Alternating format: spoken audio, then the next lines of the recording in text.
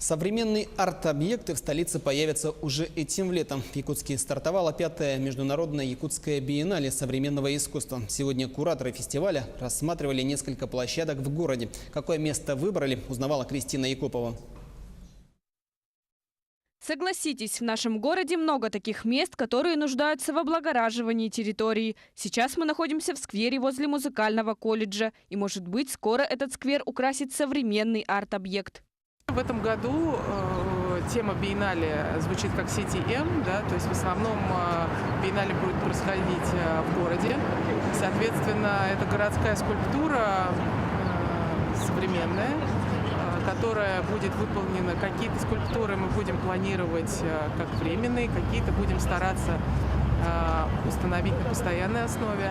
Фестиваль объединит творческие инициативы российских и зарубежных художников, дизайнеров, архитекторов и других молодежных объединений. Для художника дается свобода творчества, то есть не ограничивать их какими-то рамками.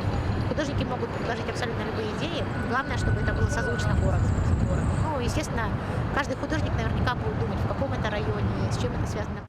Основная цель выставки биеннале – украсить внешний вид нашего города.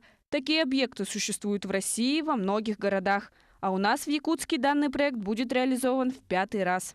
В рамках биеннале состоятся мастер-классы, лекции, творческие встречи, инклюзивные занятия и многое другое. Кристина Якупова, Георгий Григорьев, Якутск.